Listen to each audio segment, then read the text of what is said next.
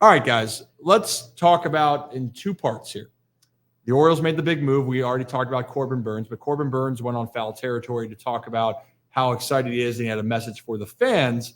And then we'll get into why, even though this was such a big move, not everyone is buying in, at least projections aren't buying in to this really helping the Baltimore Orioles. The message to the Orioles fans is, look, I'm going to come over there and do what I've done for the last 4 years, go out and compete every 5 days, give everything I got.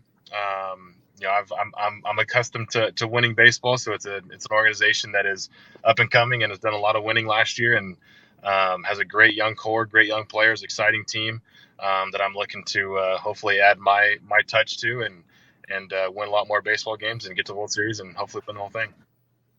Good kid, Corbin. Yeah, good kid. You know, a lot of good kids out there, and he seems like one of them.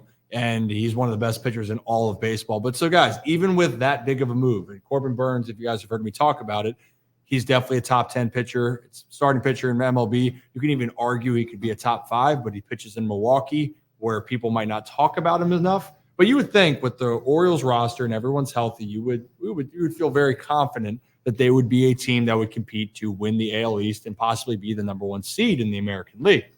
Well, FanGraphs and Baseball Prospectus came out with their PECOTA rankings, projections, and fellas, the Orioles not only were not the favorite to win the American League East, that's the Yankees. The Orioles weren't even the second favored team to win the AL East, and their overall percentage to make the postseason, just make the postseason, was down to a 55% chance. So I guess you guys fully shocked about it? I'm not fully shocked at 55, but it does seem lower than I initially was expecting. Zach, I see you stirring.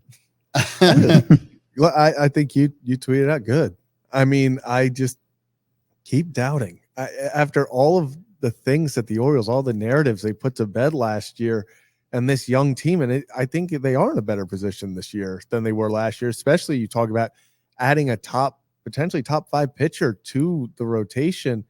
It's interesting. I mean, and then you also do have to bring up that where do they have the Texas Rangers in this? The defending World Series champions, they're all the way down like 30 something. Yeah, this makes no sense. How is the Blue Jays coming in second this year? They love giving. I don't every year the projections people love the Blue Jays the past 3 years. It's just always they're just one of the highest teams in the league. If I had to choose, like if I'm looking at this list right now, I'm putting Baltimore up top because they were the best team in baseball last year. I don't know how you put them anywhere else, especially because all they did is get better personnel wise. Mm-hmm. You put Baltimore up top. The Yankees will be second because they did add Juan Soto and you know they've made some nice changes there too. So I think Yankees will be number 2. But then it's Toronto 3, Tampa Bay 4, Boston 5. Tampa Bay basically grenaded their pitching staff. So I don't see how Tampa Bay is going to be anywhere near what they were last year. So I don't get this at all. I think the Captain Obvious standings I think would be Baltimore, New York, Toronto, Tampa Bay, Boston. So here's the other part too, because FanGraphs then had their list of percentage to make the playoffs, and the Rays had a higher percentage to make the playoffs than the Baltimore Orioles at 58%. Baltimore, obviously, as we mentioned, at 55. Make it make sense. The Rangers, Marlins, and Mets, according to FanGraphs, all had the same percentage, around 34%. How do they determine this? Yeah, that's what I want to know. So again, they go by metrics, projections, and so I'll explain why the Orioles one was so low, or why they are. It's no shock that the Orioles exceeded expectations. They exceeded their projections. And they won a lot of close games. They had a lot of comeback wins. The Orioles were one of the top teams in baseball in one-run games. I think they were number 1. And they also were one of the top teams in Major League Baseball in comeback victories. Those are 2 things, I guess, you're adding into the variance of the team being dominant or not. But having said that, Brad, how do you account for your team getting better? And in this case, the Baltimore Orioles did get better. I'm cool with the Yankees still being favored, by the way. I think I'm fine with that. Yeah. I really am. But Toronto, to me, is this team that each year you think that they're going to do more, and they just haven't done it. Like last year, I thought Toronto was going to win the AL East, and I thought if they weren't going to win it last year, I certainly don't think they're going to win it this year. Well, the Orioles, 18 games better than the Yankees last year? Something like that. But the context for that, no Carlos Rodon, and we talked about injuries. He, to me, is going to be an X factor for their team.